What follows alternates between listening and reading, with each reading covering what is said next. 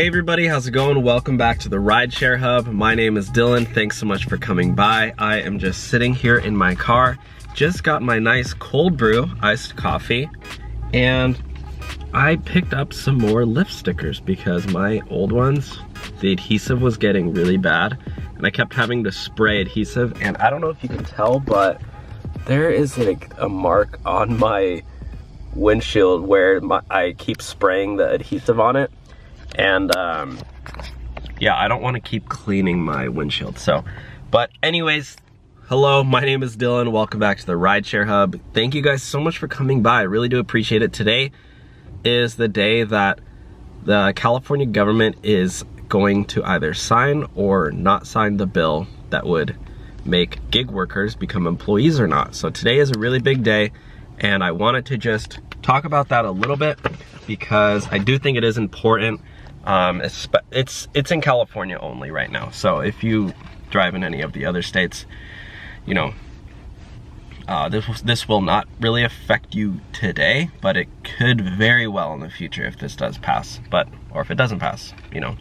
But basically, if you don't know,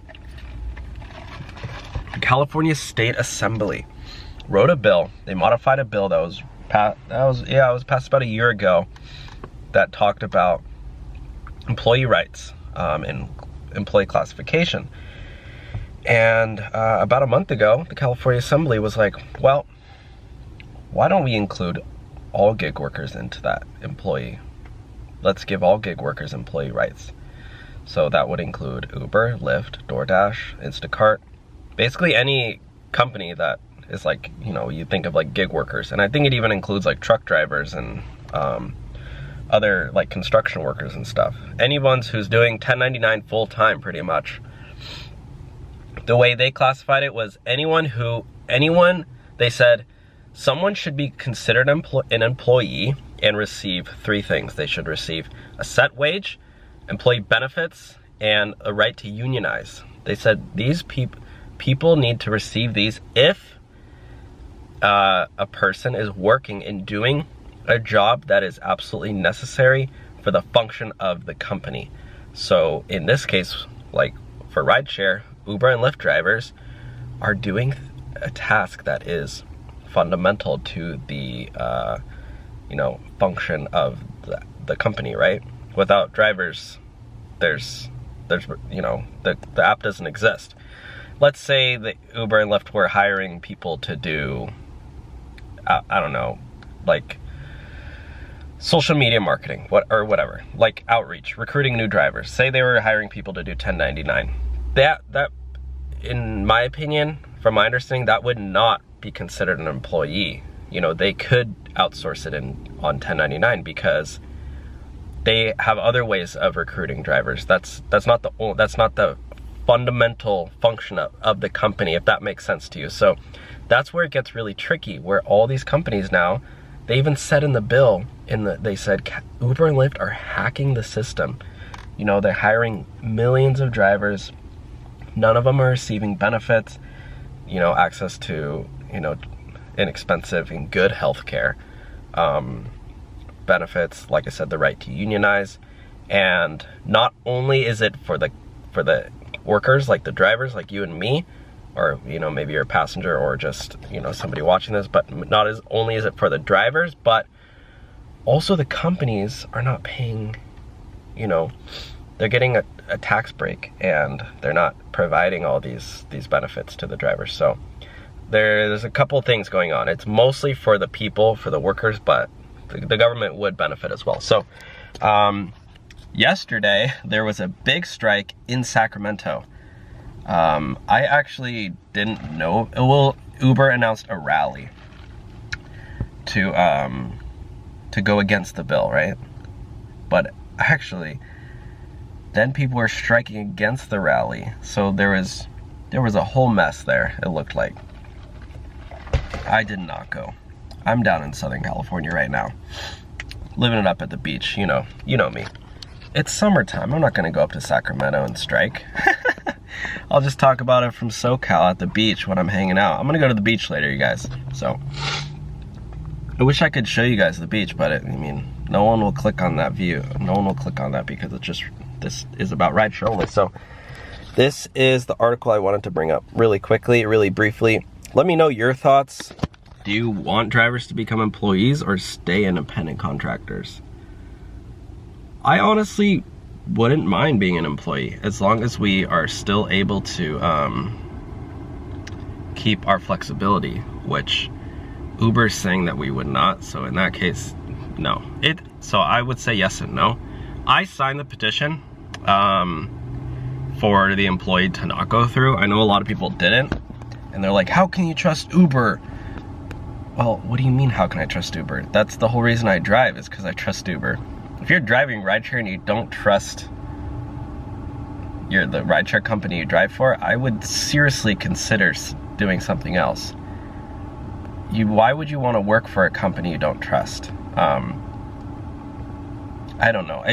It's beyond me. But yeah, guys, this is not Sacramento, but this is just another, I don't know, maybe another strike going on. Noah Schingler. Yeah, I mean, exempting Uber and Lyft from classifying drivers as employees would provide huge savings in labor costs and allow the companies to avert what could be an existential threat to their business. So, yeah, basically Uber and Lyft did come out and saying that if they had to change all their drivers to employees, it would be like detrimental to the function of their business model. So Uber and Lyft is strongly against it. Also, shout out to this Starbucks. I made my barista. I'm that guy when I go to a coffee shop, guys. I wouldn't say I'm a coffee connoisseur, but I like a good cup of joe. And I ordered my Starbucks coffee with no sweetener. And guess what they did? They pretty much dumped an entire cup of sugar in this thing. And I took a sip and was like, ugh, I hate sweetener in coffee. I think it ruins the flavor. And then she remakes it for me. And I take a sip and it tasted horrible. And I used to work at a cafe. And you know what? I would actually appreciate when customers would come up to us nicely, of course, like I always do, and say, hey, you know what? The coffee doesn't taste great today. You know, maybe you want to remake it. So that's what I did. I went up and I said, hey, you know what? I actually started drinking. I drank probably this much of it. And then I couldn't handle it anymore. So I went up to her and I said, hey, you know what? I just wanted to let you know the coffee today tastes really bad. You're probably going to get a lot of people complaining. And if somebody came up to me and said that, I would have been like, oh, you know what? Thanks for letting me know. You know, I'll check on that, make sure it was brewed properly. Obviously, you want to give good customer service. You don't want to be serving bad coffee all day. So I told her that, and she goes, oh, the coffee's fresh. The coffee's fresh. I go, well, okay. She's like, we brew it every single morning. The coffee stays fresh all day. I'm like, okay, well, maybe you did brew it today, but maybe you brewed it wrong. Maybe you didn't use the right proportions because it tastes really bad. And she goes, okay, well, I don't know, maybe maybe it was the ice or something. She blamed it on the ice. She's like, maybe the ice was bad. And I'm like, okay, I'm literally trying to help you guys. You know, making a fresh cup of coffee for me is not gonna ruin your day. I'm saving you guys from countless more customers not only today, but in the future. If you rebrew your coffee and actually taste it before you serve it out, make sure that tastes good. And she's all getting mad at me and arguing with me. And I'm like, look, just make, and they have cold brew on tap, which I don't get cold brew because it costs like $5. This only costs like $2. So I said, you know what? Just give me the cold brew. Because I can't stand you. I wasn't mean or anything. She's just yelling at me for me asking her to remake my drink. But I don't know.